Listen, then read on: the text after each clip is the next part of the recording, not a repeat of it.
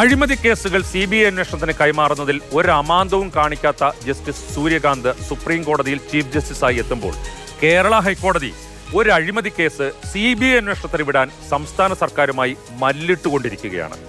കശുവണ്ടി വികസന കോർപ്പറേഷൻ അഴിമതി കേസ് CBIക്ക് വിടണമെന്ന ഹൈക്കോടതി ഉത്തരവ് നടപ്പാക്കാത്തതിനെതിരെയുള്ള കോടതി അലക്ഷ്യ ഹർജി നാളെ പരിഗണിക്കും.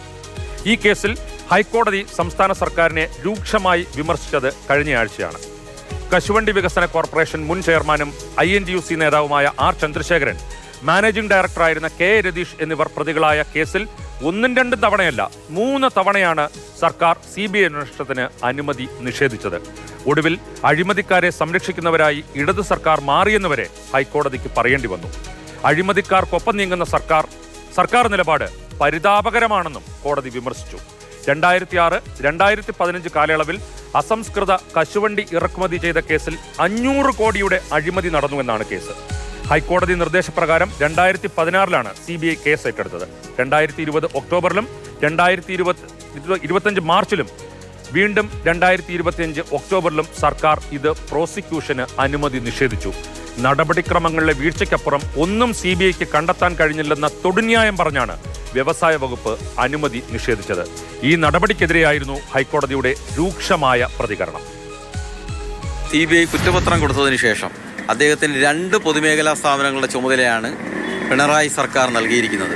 ക്രിമിനൽ കേസിലെ വിചാരണ നേരിടുന്ന ഒരു പ്രതിയാണ് ഇപ്പോൾ രതീഷ്. കഴിഞ്ഞ 18 വർഷക്കാലമായി INTUCയുടെ സംസ്ഥാന പ്രസിഡന്റ് ശ്രീ ചന്ദ്രശേഖരനാണ്. അദ്ദേഹം ആ സംഘടനയെ പിണറായി വിജയന് അടിയറ വച്ചിരിക്കുകയാണ്.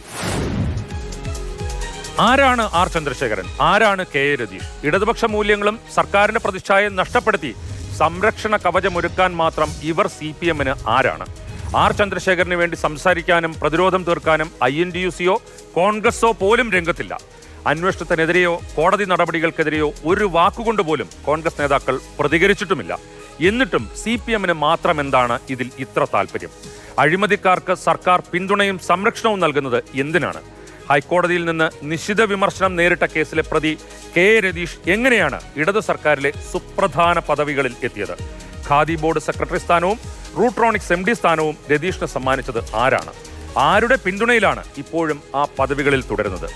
R ചന്ദ്രശേഖരനെ സംരക്ഷിക്കുന്നതിലൂടെ സർക്കാരിനും CPMനും ലഭിക്കുന്ന നേട്ടം എന്താണ്? അഴിമതി നടത്തുന്നത് മാത്രമല്ല, അഴിമതിക്കാരെ സംരക്ഷിക്കുന്നതും തെറ്റാണ്. ആത്യന്തികമായ നഷ്ടം ചന്ദ്രശേഖരനും INTUCക്കുമായിരിക്കില്ല, സർക്കാരിനും CPMനും മാത്രം ആയിരിക്കും.